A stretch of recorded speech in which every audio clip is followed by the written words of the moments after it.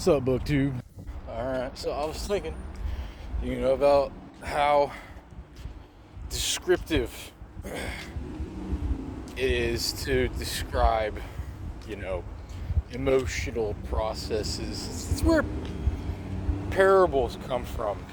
And the word parabolic, if you're trying to describe truth, alright, how do you do it, okay? The thing about truth and describing it, and where parables come from, is how you can derive a lot of information from a short phrase. It is what it is. You can obtain a lot of different understandings from that phrase. And that's kind of how truth is. So I was just at this Pilates studio. I was talking to the owner, about anatomy and the human condition and whatnot.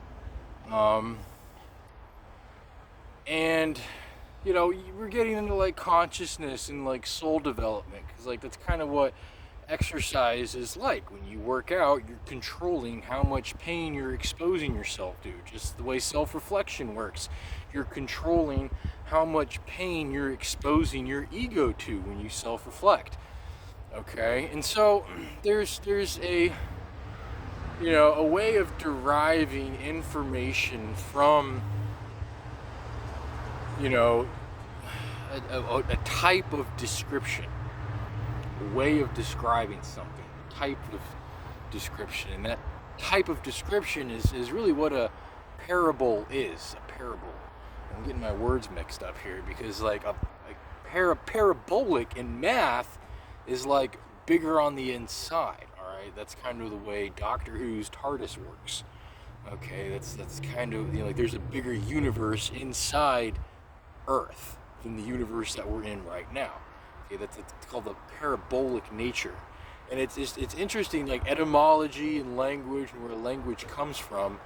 You have a similar tonnage when you with parabola, parabolic, and parables. That's how Jesus spoke, was in parables, or parabolic. This is kind of where I'm parables or parabolic. They're very similar concepts. When you think about something that's a parable, and something that's parabolic.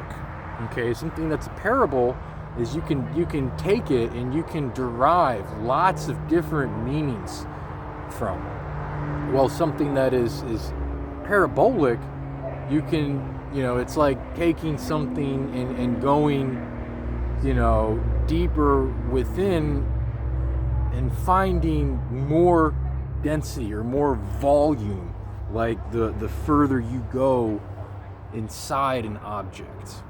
All right. So when it comes to speaking truth, the best way to describe truth is to just speak truth.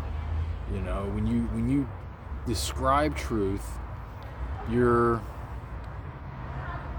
not speaking truth. So technically it's not truth. There is no description of truth. The best way to describe truth is to just speak truth. And that's kind of what parables really are. Is parables. That's why they're called parables. Is because it's they're ways of describing truth without speaking it. Okay. And they're more mental abstract scenarios or examples of situations.